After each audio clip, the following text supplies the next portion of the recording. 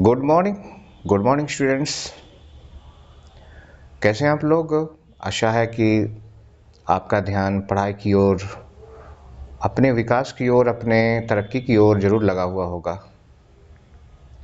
तो आज मैं बात करने वाला हूं कि आने वाले 10 साल के ट्रेंड में हमारे आसपास क्या बदलेगा, एजुकेशन के क्षेत्र में किन बातों को महत्ता दी जाएगी और किन चीज़ों की महत्ता खत्म हो जाएगी। इस बारे में एक थोड़ा सा विजन मैं अपना दे रहा हूं। अगर आपको अच्छी लगे तो आप इसको सराहिएगा, इस वीडियो को लाइक करके। और आपको भी इसमें कुछ बात जोड़नी हो या कुछ बात आपको करेक्ट करनी हो तो नीचे कमेंट में कर सकते हैं। देखिए, जब हमारे जनरेशन ने एजुकेशन लेना शुरू किया था तो उस वक्त के शिक्षा का पैटर्न बिल्कुल ही अलग था। आपको विश्वास नहीं होगा, आज तो इतना ज़्यादा बदल गया है। सिर्फ 20 सालों में हमारे एजुकेशन का पैटर्न, भले वो हमारा सिलेबस ना बदला हो, बहुत ज़्यादा अधिक नहीं बदला हो, या भले हमारी किताबें नहीं बदली हो, हमारे टॉपिक्स नहीं बदले हों, लेकिन ये बात ज़रूर हुई है कि उनका ढर्रा ज़रूर बदल गया है। और इसी कारण से जीवन में आने वाले समय में कुछ और परिवर्तन होने एकदम तय हैं।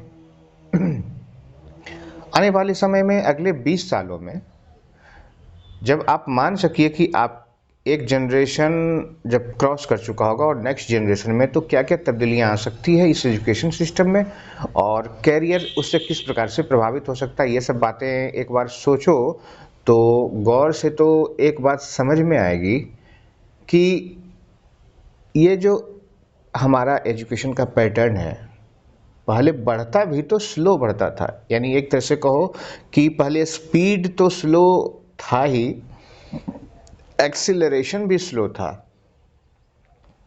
और अब स्पीड बढ़ा है तो एक्सेलरेशन भी साथ में बढ़ा है। ये कांस्टेंट एक्सेलरेशन नहीं है, यानी कि उसके बढ़ने में भी बढ़ना है। यानी अब इस टेक्नोलॉजी बूम के युग में हर जगह टेक्नोलॉजी इन्वॉल्व हो रही है। आपने देखा कि ऑनलाइन एजुकेशन ने किस तरह से धम से कदम रखा हमारे एजुकेशन के लाइन में। बहुत सारे फील्ड्स में ये सक्सेसफुल भी रहा, हालांकि स्कूल एजुकेशन में ये फ्लॉप रहा। और इसका रीज़न है कि इसे गलत तरीके से अप्लाई किया जा रहा था और इसको सिर्फ बेनिफिट के लिए अप्लाई किया जाता था। लेकिन आगे आने वाले समय में आप देख लीजिए, जितनी दुनिया डिजिटल हो रही है उतनी ही बेईमानी घट रही है, क्योंकि मशीनें बेईमान नहीं होती।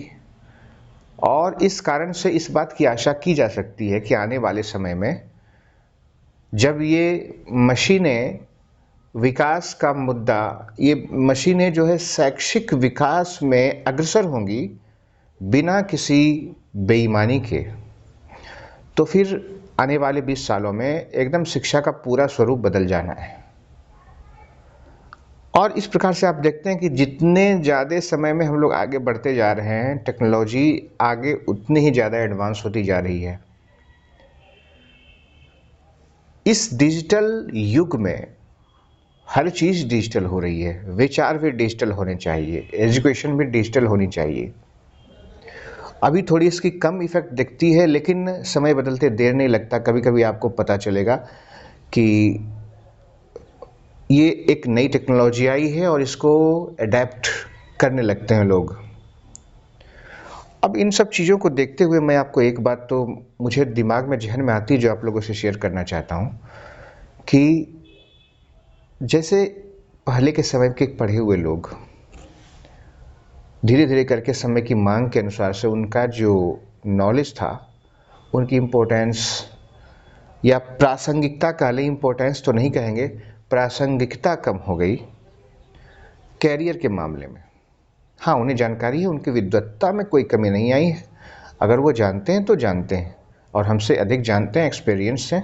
लेकिन एक बात मैंने देखी है कि हमसे बाद में निकलने वाला जनरेशन, उसकी एजुकेशन और उसके वक्त में जो कैरियर का पैटर्न है, सक्सेस जो उसको लाइफ में मिलने वाली है, उसका जो एक सिलेबस है और जो एक मेरा सिलेबस था, उसमें बहुत सारा डिफरेंस है। रीजन की कल होने वाले समय में मैंने सुना था कि ऑनलाइन हमने अपने बचपन में सुना भी नहीं था कि मोबाइल से बातें हो सकती है। कुछ ऐसे जनरेशन्स हैं और आज का जनरेशन उससे क्या क्या नहीं कर रहा है, किन किन सुविधाओं का लाभ नहीं उठा रहा है उस डिजिटल वर्ल्ड से। ये सिर्फ 20 सालों में बदला है, तो क्या अगले 20 सालों में नहीं बदलेगा? मुझे तो कह रहा, मैंने इसकी स्पीड पिछले 20 सालों से भी ज़्यादा होगी। तो ऐसा हो सकता है कि आज के पैटर्न में पढ़े हुए लोग, आज के पैटर्न में अपनी शिक्षा ग्रहण किए हुए लोग आगे जाकर के प्रासंगिक ना रहें। तो अपनी प्रासंगिकता को बरकरार रखने के लिए किन किन बातों का आपको ध्यान रखना है, ये मैं अपने विचार से थोड़ा सा आपको बता रहा हूँ। देखिए, हर तरफ एक ही बात है। 100 बातों की एक बात मैं आपको कहूँ, अगर आप टेक्नोलॉजी अवेयर नहीं हैं, आप अगर टेक्नोलॉजी से दूर रहना चाहते हैं, सिर्फ उसको इस्तेमाल करना जानते हैं, आप सिर्फ उसके लाभों को लेना जानते हैं, वो टेक्नोलॉजी नहीं हुई। जैसे हम एंड्रॉयड फ़ोन या iOS चलाते हैं, वो टेक्नोलॉजी आपके काम नहीं आ सकती, क्योंकि वो तो सबको आता है। अगर आपको कैरियर अपडेट रहना है और आने वाले जनरेशन में अगर आप प्रासंगिक रहना चाहते हैं कि अब जब समय जब आपके आगे आए तो आपको भी एक मौका ज़रूर रहे कि आप उसमें पार्टिसिपेट कर सकें।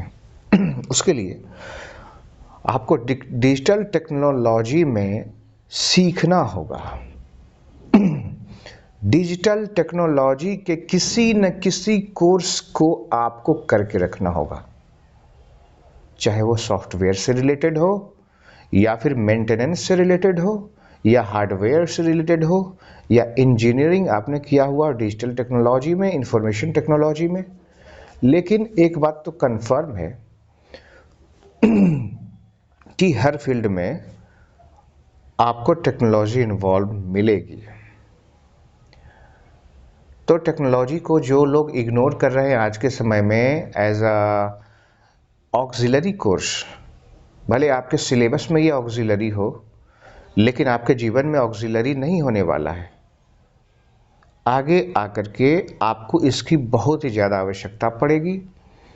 तो मैं यही सोच रहा था कि हर एक व्यक्ति को, हर एक छात्र को बड़े बृहद पैमाने पे आजकल अपने एजुकेशन में खुद से शामिल कर देनी चाहिए टेक्नोलॉजी को। जैसे हमने कोई प्रोग्रामिंग करना चालू किया, उसको सीखना शुरू किया, या फिर मैं कोई डिज़ाइनिंग करना चालू करता हूँ, उसे सीखता हूँ, ये मेरे कोर्स से बाहर है। मैं जानता हूँ कि ये मेरे सिलेबस में नहीं है और मुझे अपने खुद के सिलेबस से फुर्सत नहीं है, लेकिन अपने आप को संजीदा तरीके से बचाए रखने के लिए, क्योंकि समय बड़ी बेरहम होती है, उस वक्त जब ज़रूरत किसी ऐसे व्यक्ति की हो जो कि टेक्नोलॉजी अवेयर हो, तो आपको वहाँ पर कहाँ कंसीडर किया जाएगा। चाहे आपके मार्क्स कितने भी हों, चाहे आपने किसी भी कॉलेज से किया हो, बड़े बड़े इंस्टीट्यूशंस इस बात को नेसेसरी कर देते हैं कि आपको टेक्नोलॉजी अवेयर होना है। जिसने टेक्नोलॉजी को अडेप्ट किया, मेरा विचार है कि आगे जाकर के वही सरवाइव कर पाएगा, बाकी लोगों को झेलना होगा। इसलिए इससे एक बात मैं आप लोगों को बताना चाहता हूँ कि बी टेक्नोलॉजी अवेयर। आप टेक्नोलॉजी सीखिए, सिर्फ यूज़ करना ना जानिए। जैसे आप मोबाइल यूज़ करना सिर्फ सीखते हैं, आप उसमें कुछ डेवलप नहीं कर सकते, आप उसमें कुछ सीख नहीं सकते, तो उस पर थोड़ी आपको प्रयास करनी होगी। आशा है आपको बात पसंद में आएगी और आपको अच्छी लगी होगी, तो नीचे लाइक का बटन है वो कर लीजिए। और ऐसी ऐसी अच्छी बातें हम आपसे शेयर करते रहते हैं। चैनल को सब्सक्राइब करके रख लेना है। और ज़रूर आपके मन में कुछ बातें कौंधती है, कुछ इच्छाएं जगती है, तो आप नीचे कमेंट में करके बताइएगा। धन्यवाद। जय हिंद।